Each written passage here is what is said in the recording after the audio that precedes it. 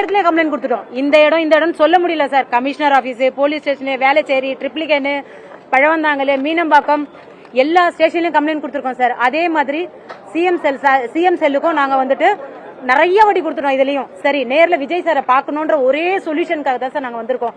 எல்லா இடத்துலயும் கொடுத்து கம்ப்ளைண்ட் வந்து எங்களுக்கு வந்துட்டு அடுத்து வருமா, ஒரு வாரம் பிடிச்சிக்கோங்க, கமிஷன் ஆபீஸ் இங்க இன்னைக்கு முடியும், நாளைக்கு முடியும், 2 நாள்ல வாங்க. இதே ரீசன் எங்களாலையும் பொறுக்க முடியல சார். 1.5 மாசமா இந்த விஷயத்துக்காக நாங்க ரொம்ப கஷ்டப்பட்டுட்டு இன்னைக்கு வாழ்க்கை போராட்டம். நிறைய பேர் வீடு இல்லாம இருக்காங்க சார். மொத்தத்துல வீடே இல்ல, நிறைய பேர் அந்த நிலைமையில இருக்கிறாங்க. இப்ப வந்து எங்களுக்கு விஜய் சாரை பார்க்க விட்டீங்கன்னா எங்களோட கருத்தை வந்து அவர்கிட்ட சொல்லிட்டு அவரு எங்களுக்காக ஒரு ஸ்டெப் எடுத்து எங்களோட அமௌண்ட் எல்லாம் ரெக்கவர் பண்ணி கொடுத்திருந்தாருன்னா எங்களுக்கு ரொம்ப சந்தோஷம் சார். இந்த ஒரே விஷயத்துக்காக தான் வந்திருக்கோம். நாங்க இங்கேயும் நாங்க எங்களோட கம்ப்ளைண்ட் 2-3 வாட்டி பதிவு பண்ணிருக்கிறோம். நாங்க அது இல்லாம ஒவ்வொருத்தரும் செப்பரேட்டா வந்துட்டு சிஎம் செல்லுக்கு கம்ப்ளைண்ட் பண்ணிருக்காங்க. சோ எங்களுக்கு எந்த சொல்யூஷனும் இது வரைக்கும் வரல. எங்களுக்கு ஏதாச்சும் சொல்யூஷன் சிஎம் சார் எங்களை பார்க்க விட்டீங்கன்னா எங்களுக்கு கொஞ்சம் சந்தோஷமா இருக்கு சார். இதுதான் ஃபர்ஸ்ட் எங்களோட சொல்யூஷன். பேசுங்க.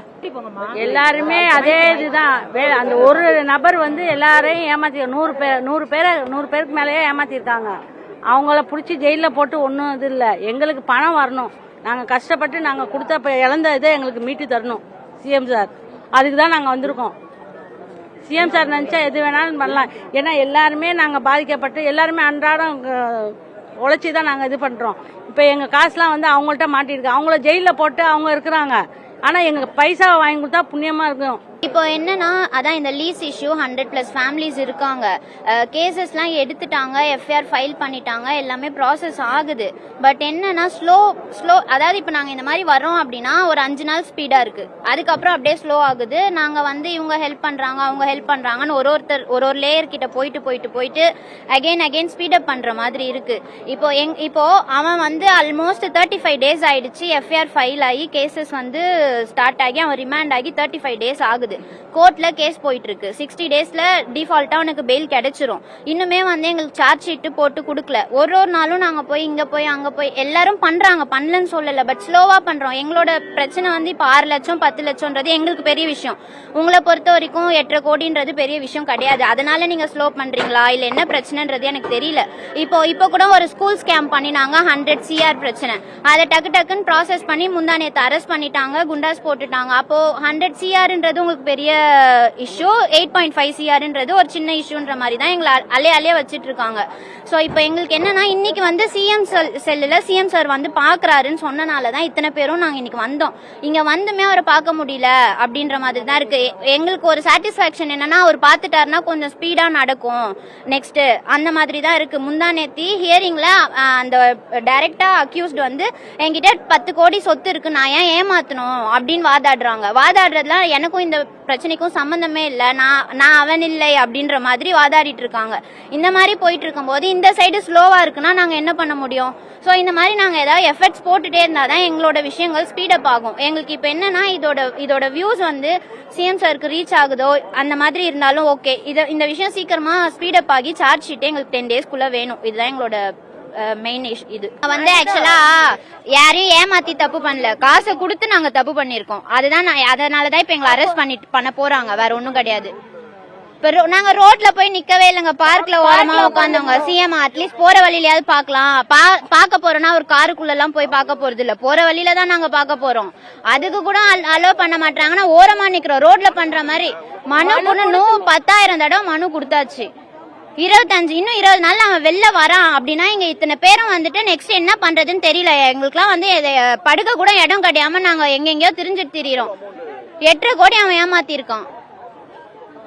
அதாவது அதுதான் நான் ஒண்ணு சொல்றேன், தப்பு பண்ணவனுக்கு இங்க வந்து ஃப்ரீடம் இருக்கு, நியாயமா பண்றவங்களுக்கு ஃப்ரீடம் கிடையாது.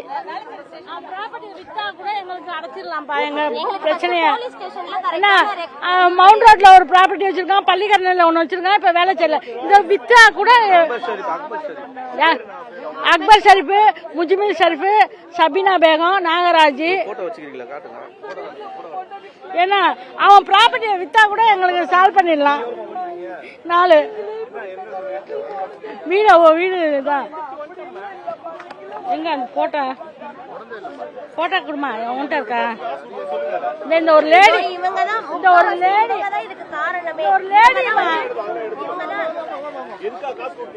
வீட்டுக்கு தான், லீஸுக்கு. என்ன செய்வா, வீடு லீஸுக்குன்னு கொடுத்தோம்பா, வாடகை கட்டி இருக்க முடியல, லீஸுக்கு போய் இருக்கலான்னு நாங்க இருக்கிற இதெல்லாம் வச்சு கொடுத்துட்டு ஏமாந்து இப்ப தெருவில் நிக்காத அதுக்கே என்னால முடியலப்பா. அன்னைக்கு ஓட்டு அன்னைக்கு இது பண்ணிடாம எங்க காசை கொடுத்தா நாங்க ஏப்பா இப்படி வந்து நிக்க போறோம். வேதனையா இருக்குப்பா.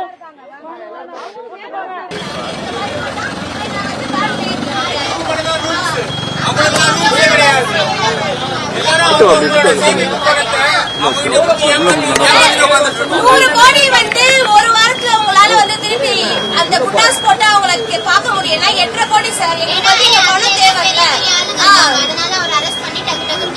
எங்களுக்கு வந்து ப்ராப்பரா எங்கேயுமே வந்து சொல்யூஷன் கொடுக்கல சார். எங்களுக்கு சொல்யூஷன் தான் சார் வேணும்.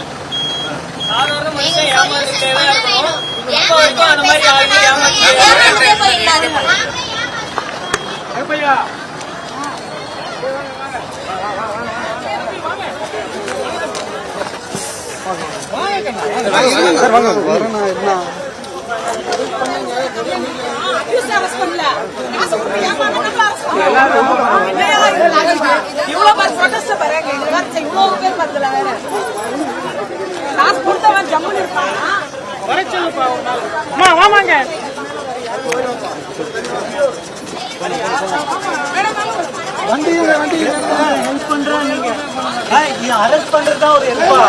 இதை யார்கிட்ட நாங்க சொல்றது? ஹெல்ப் பண்றீங்க